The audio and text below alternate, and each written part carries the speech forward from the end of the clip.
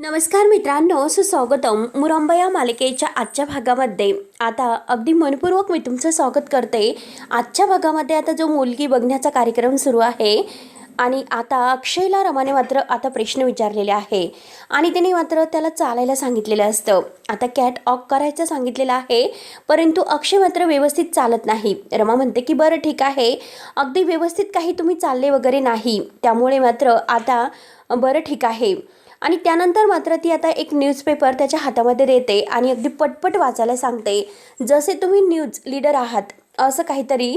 तेव्हा आता अक्षय म्हणतो की हे काय करतेस, हा तर माझा व्यवसाय नाही. तेव्हा आता रमा म्हणते की इतका राग येतो तर मुलगी बघण्याचा कार्यक्रमच करायचा नाही आणि राहून दे अण्णा, यांना काही करायचं नाही तर नको. त्यावरती आता अक्षय म्हणतो की हो, मी सगळं करायला तयार आहे, मी कुठे नाही म्हणतो. तेव्हा आता रमा मुद्दाम बघून हसत असते आणि सगळेजण आता मुद्दाम अक्षयची गंमत करत असतात. आता रमा सुद्धा अगदी बघतच असते. त्यानंतर अक्षय वृत्तपत्र वाचायला सुरुवात करतो आणि म्हणतो की नमस्कार, आजच्या ह्या ठळक बातम्या. विज्ञान विरोधी अज्ञान आणि ओके ठीक आहे इझी आहे. सगळेजण अक्षयकडे पाहत असतात. अगदी तो थोडेसे जे काही शब्द आहे तर ते अगदी तुटक तुटक वाचत असतो. त्यानंतर मात्र आता शशिकांत लगेच म्हणतो की अहो हे बघा, तो जरा तुमच्या मुलीला बघून भावूक झालेला आहे, त्यामुळे तो असं काहीतरी अगदी व्यवस्थित करतोय. त्यावरती आता माई म्हणते की हो का, अण्णा सुद्धा म्हणतात की हो आणि सगळेजण आता हसत असतात. इतकं हसू आता आरोही आणि अर्थाला तर खूप हसू येत असते. अक्षय व्यवस्थित वाचत नाही तर आता रमा म्हणते अण्णा, अहो मुलाला बहुतेक व्यवस्थित वाचता सुद्धा येत नाही. त्यावरती मात्र अण्णा म्हणते की अगं वाचेल, कशाला तू इतकं टेन्शन घेतेस.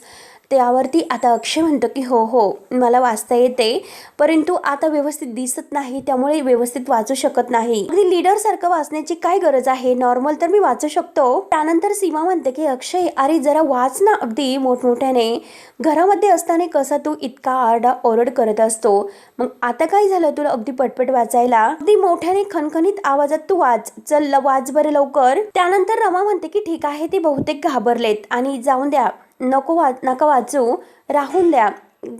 आणि सगळ्यात महत्त्वाचा प्रश्न मी तुम्हाला विचारते की लग्नानंतर मात्र दर रविवारी स्वयंपाक कोण करणार बरं. त्यावरती आता अक्षयला तर खूपच आनंद होतो. अक्षय लगेच म्हणतो की हो, आत्ता कुठे मुद्द्याचं बोलली, आणि स्वयंपाक तर मी करू शकतो, अगदी रविवारीच नाही तर रोज करू शकतो मी. पोळीपासून पुरणपोळीपर्यंत मला सगळं काही येते. त्यावरती मात्र आता लगेच अण्णा म्हणतात की हो यस, आता बोल मात्र. तर माई म्हणतात की हो, अक्षय खरंच खूप कामाचं आहे आणि बघ ना आता तुला काय वाटतं. त्यावरती आता रमा अक्षयकडे पाहते आणि अण्णांना म्हणते अण्णा जरा उतावळा वाटतो, त्यामुळे थोडासा अगदी विचार करण्यासाठी वेळ तर मला लागेलच. म्हणून रमा मात्र आता अक्षयची फिरकी घेत असते. त्यावरती अण्णा म्हणतात की अगं कसला विचार करतेस, हो म्हणून टाक बरं लवकर. आणि बघ ना मुलाचा स्वभाव बघ किती छान आहे, ते महत्त्वाचं आहे आपल्यासाठी, त्यामुळे जरा स्वभावाचा विचार कर. आणि आता अण्णा असं म्हटल्यानंतर रमा हो हो असं म्हणते. तर अण्णा हे पाहुण्यांना म्हणतात की बरं ठीक आहे, ती नक्की तिचा जे काही आहे निर्णय तो सांगते. सगळेजण रमाचा निर्णय काय आहे याची वाटच पाहत असतात. त्यावरती रमा म्हणते की मनाने खरंच खूप चांगला आहे, त्यामुळे माझा होकार आहे. अक्षयला खूप आनंद होतो. सगळेजण अगदी जोराने टाळ्या वाजवतात. अक्षय जोराची टाळ्या वाजवतो तेव्हा आता रमाला खूप हसू येते. तेव्हा आता अण्णा म्हणतात की बरं, हे मात्र बरं झालं. माई म्हणतात की वा वा वा. शशिकांत लगेच विचारतो की अण्णासाहेब सांगा बरं, साखरपुडा कधी करायचा आहे. त्यावरती अण्णा म्हणतात की अहो हे बघा, मुहूर्त तर अगोदरच बघून ठेवलेला आहे, पुढच्या आठवड्यामध्ये उत्तम असा मुहूर्त आहे आणि लगेच मात्र साखरपुडा उरकून टाकूयात. तेव्हा आता रमा आणि अक्षय एकमेकांकडे बघून हसत असतात. रमा तर खूप लाजत असते आणि खूपच आनंद त्यांना झालेला आहे. तेव्हा अक्षय तिच्याकडे बघतो आणि तिला डोळा सुद्धा अगदी मारतो. तेव्हा आता रमा आणखीनच खुशून हसते. त्यानंतर आता इकडे आरोहीला खूप वाईट वाटतं. आरोही मात्र देवबाप्पा समोर उभी राहते, हात जोडते आणि म्हणते की देवबाप्पा मला माफ कर, माझ्यामुळे साई काकाचं लग्न मोडले. आणि तेवढ्याच साई तिच्या समोर येऊन उभा राहतो आणि म्हणजे तिचं हे बोलणं ऐकत असतो. आणि साई काकाला किती वाईट वाटलं असेल, खरंच तो खूप दुःखी झाला असेल आणि शेवटी एकटा पडला तो. आणि तू एक काम कर देवबाप्पा, तू त्याला नेहमी आनंदी ठेव, सुखी ठेव. तेवढ्या साई आता हे सर्व ऐकतो आणि लगेच वर हात करून तथास्तु असे म्हणतो. आरोहीला खूप आनंद होतो. आरोहीला असं वाटतं की देवबाप्पाने माझं ऐकलं आणि ती आनंदाने उड्या मारत असते. त्यावरती आता साई धावतच येतो आणि साई म्हणतो की ए आरोही, मी ऐकलं सगळं आणि मीच तुला तथास्तु असं म्हणालो. साई आता खुश होत म्हणत असतो. आरोहीचा चेहरा मात्र पडतो. साई विचारतो की काय झालं. तर आता आरोही कान पकडून सॉरी असं म्हणते आणि साईला घट्ट असे मिठी मारते. तेव्हा आता साई तिला म्हणतो की ए वेडापाई, अगं काय, इकडे बघ बरं, का तू सॉरी म्हणतेस सांग बरं मला, काय झालं? आणि देवप्पाने माझ्यासोबत जे काही केलं ना तर ते भल्यासाठीच केले आणि नक्की देवप्पाचा काहीतरी मोठा प्लॅन असेल, त्याच्या मनात मध्ये काहीतरी वेगळं असेल म्हणून त्याने काहीतरी असं केलं असेल. म्हणजे हे बघ, रमा मॅडम पेक्षा जास्त चांगली मुलगी माझ्या आयुष्यात तो आणणार आहे, यासाठी त्याने हे सर्व केलं असेल ना, म्हणून तो आरोहीची समजूत काढतो आणि स्वतः मात्र खूप खुश आहे असं आरोहीला दाखवतो आणि आरोहीच्या चेहऱ्यावर मात्र तो स्माइल आणतो आणि हस बरं आरोही असं म्हणतो. आता आरोही विचारते की खरंच का? तेव्हा साई म्हणतो की हो खरंच, आणि देवप्पा सगळ्यांच्या आयुष्यामध्ये सगळं काही अगदी आणतोच. पण आता आरोही पुन्हा देवप्पाला हात जोडते आणि म्हणते की देवप्पा प्लीज आता साई काकाला सुद्धा सगळ्यात एक चांगली मुलगी मिळून दे.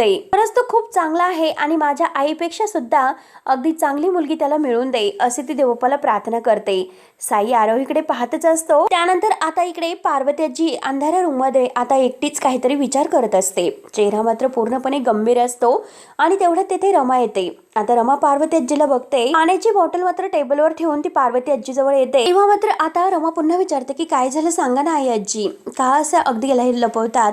पार्वती आजी म्हणते की घरामध्ये एखादं जर शुभ कार्य असलं तर मागचे जे काही शुभ कार्य घडलेलं आहे ते प्रत्येक क्षणाची आठवण होते.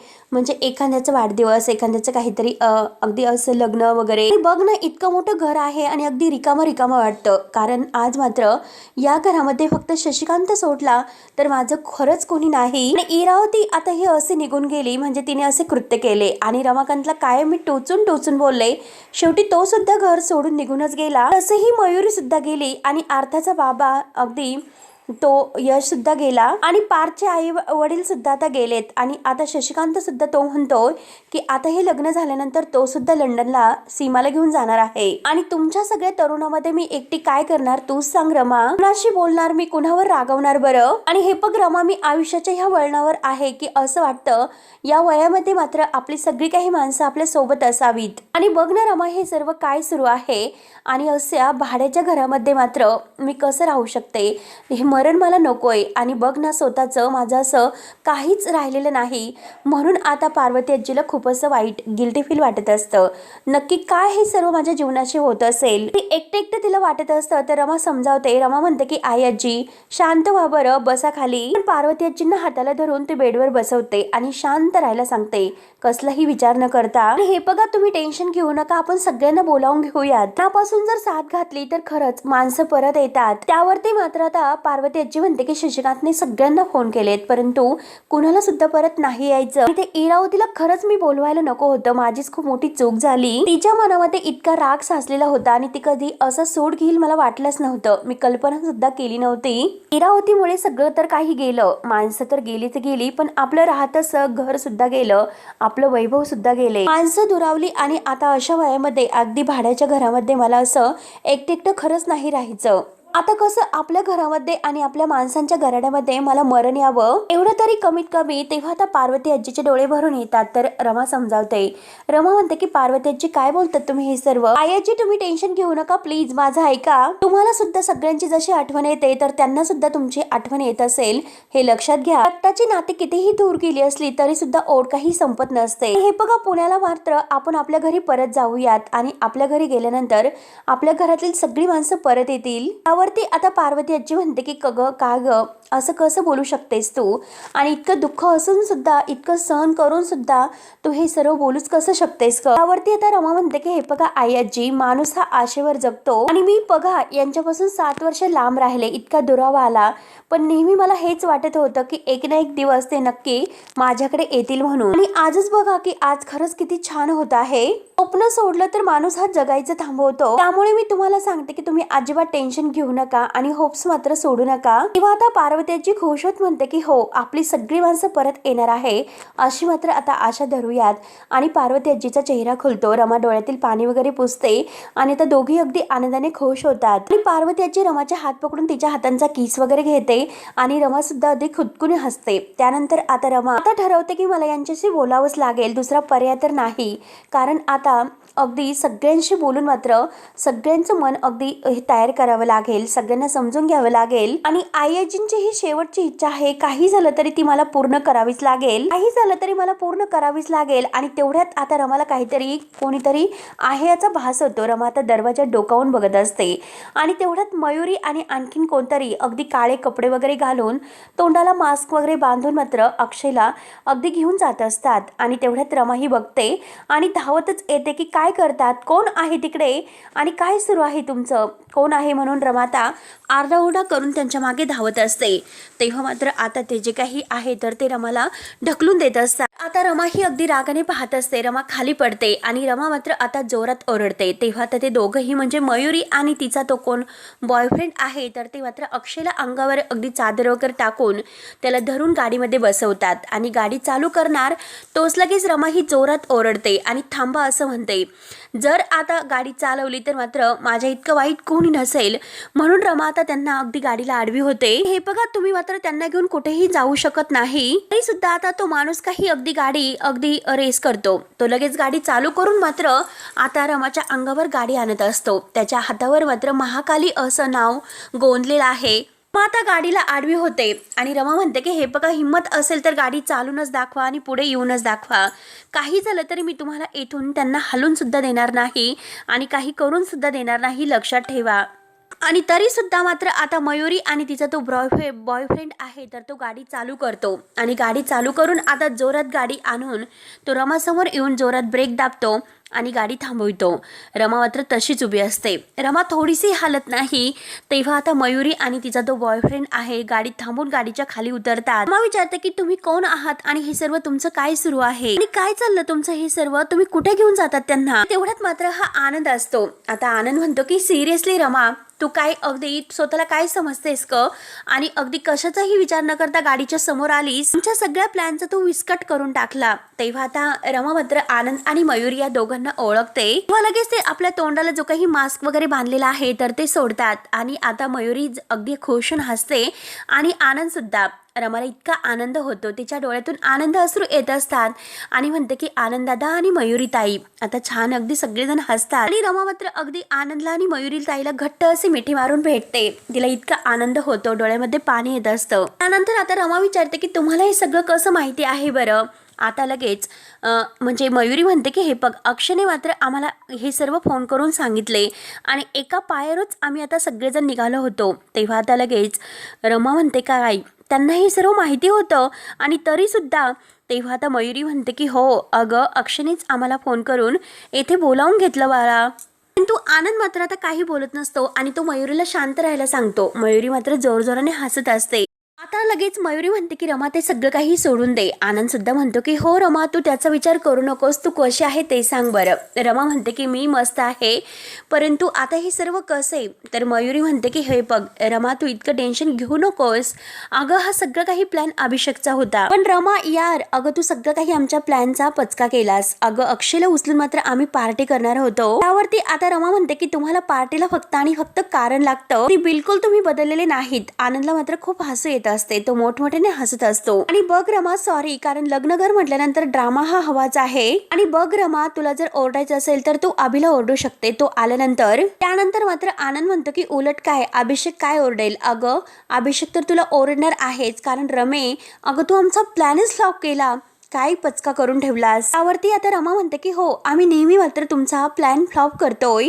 आठवते का तुम्ही सगळेजण जेव्हा श्रुती मंडळाला भेटायला चालले होतात, आठवते का तुम्हाला. त्यावरती आता आनंद म्हणतो की आम्ही मात्र आता भावंड एखादी फिल्म किंवा एखादी क्रिकेटची मॅच असून जाईल, बायका मात्र तुम्ही कितकी जलस व्हायच्या माहिती आहे का तुम्हाला. हे सर्व खरंच सगळं काही आठवतं. काय दिवस होते यार ते, म्हणून आनंदला त्या मागच्या क्षणाची आठवण होते. ते दिवस खरंच सगळे निघून गेलेत. त्यावरती आता रमा म्हणते की ठीक आहे, पण आता मात्र तुम्ही आलात ना गोड आठवणी परत घेऊन. त्यानंतर मात्र आता मयुरी म्हणते की हो, ते पण अगदी वेळेवर आलो अक्षता टाकण्यासाठी. तेव्हा आनंद म्हणतो की हो आणि दोघे आता हसतात. रमाला आता त्या दोघांना भेटून खूप छान वाटतं. येतं आणि तो दोघे आलेने मात्र खूप आनंद होतोय. नंतर आता रमा ही पुन्हा म्हणते की हे बघा आनंददादा आणि मयुरी ताई, मागचं सगळं काही विसरून आपण पुन्हा एकत्र येऊयात. हे कुटुंब तुमच्याशिवाय अपूर्ण आहे. तेवढ्यात मात्र आता रमाचं लक्ष अक्षयकडे जाते आणि लगेच ती म्हणते की सो सॉरी आणि धावतच जायला निघते. आता आनंद आणि मयुरी तिचा हात धरतात आणि म्हणतात की हे बघ, अगदी जे ठरलेलं आहे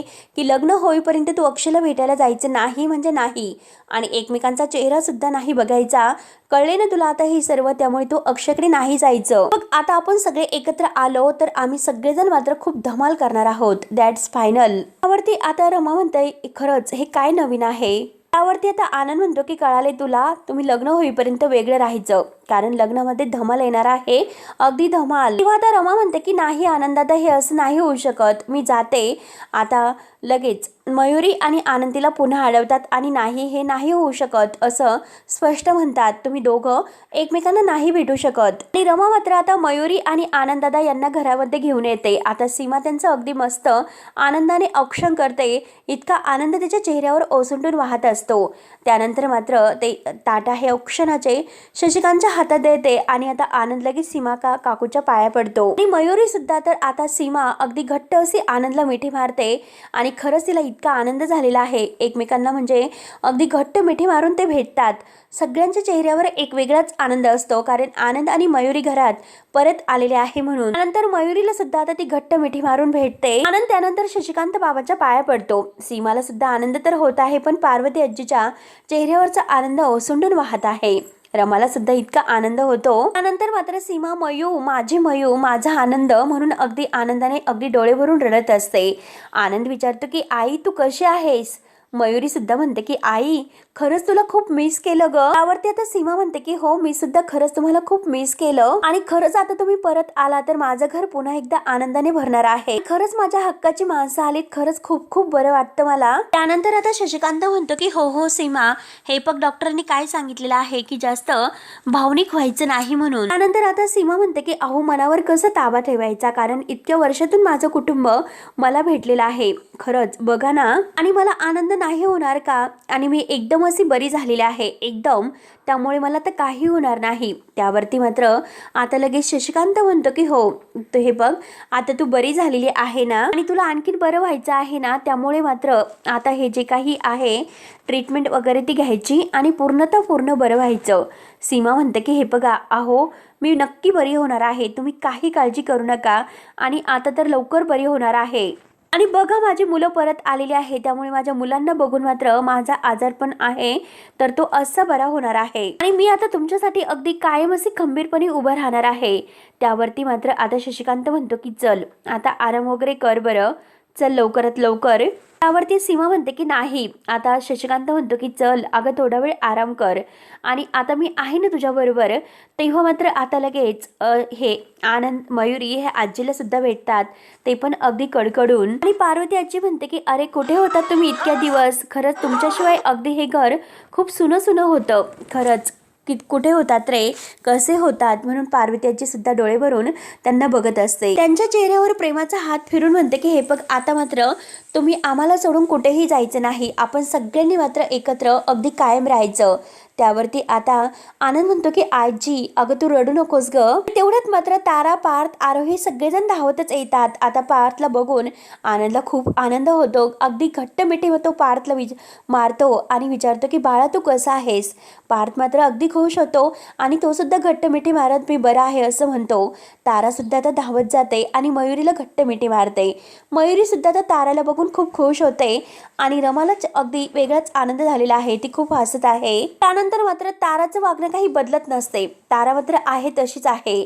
आणि आता मयुरीला भेटून तिला काही आनंद होत नाही. ती डायरेक्ट विचारते माझा फोन आणलास का. त्यावरती मयुरी म्हणते की बाळा हे बघ. तेव्हा आता तारा लगेच अगदी हिसक्याने बाजूला होते आणि म्हणते की नाही आणलास ना माझा फोन, का माझा फोन आणला नाहीस, अगदी हात हलवत आली आहेस का, कशासाठी आलीस?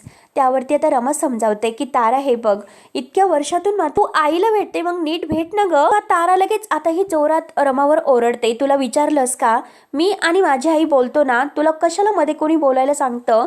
तेव्हा आता मयुरीला खूप राग येतो. मयुरी तारावर ओरडते, तारा हे बघ, ती तुझी मामी आहे आणि असं बोलतात का? त्यामुळे तू तिला सॉरी म्हण, अगोदर सॉरी बोल. आणि आता रागानेच मात्र हाताची घडी घालून ती आता रमाकडे रागाने बघते आणि सॉरी असं म्हणते. ती रागाने आतमध्ये निघून जाते. तर रमा म्हणते की तारा ऐक, म्हणून ताराला समजवण्यासाठी तिच्या मागे जायला निघते. तर मयुरी म्हणते की थांब रमा, ज्याशी मी नंतर बोलते. तेवढ्यात पार्थ विचारतो की आनंदला, डॅडा मम्मा कधी येत आहे? त्यावरती आता रमा सुद्धा विचारते की हो ना आनंद दादा, जान्हवीताई का आल्या नाहीत? आता पार्थ सुद्धा नाराज होतो. पार्थ नाराज होत लगेच खाली मान घालून आतमध्ये जात म्हणतो की मला माहिती होतं की ते नाही येणार म्हणून. तेव्हा आनंद म्हणतो की अरे पार्थ बेटा थांब ना. तेवढ्यात मात्र आरोही आणि आरता तेथेच असतात, त्या बघत असतात. मयुरी विचारते की हे आरोही आहे ना? तर आरोही म्हणते की हो मी आरोही आहे. काही मात्र आता आरोही जवळ येतात आणि वाव, खरंच किती मोठी झाली आणि खरंच किती गोड आहे आमची आरू. अगदी रमा अक्षयची झलक तिच्यामध्ये दिसत आहे. तर मयुरी आरोहीला जवळ घेत म्हणते की बाळा, तू 4 महिन्याची होती तेव्हा मी इथून गेले होते. इतक्या वर्षातून मी तुला पाहते, तर खरंच किती गोड आहे, किती मोठी झाली तू. अगदी तिचा गोड पापा घेते. त्यानंतर आता आनंद म्हणतो की तू अर्था, अगदी अर्थाला सुद्धा मात्र ते दोघं अगदी प्रेमाने भेटतात आणि कशा आहे बाळा विचारतात.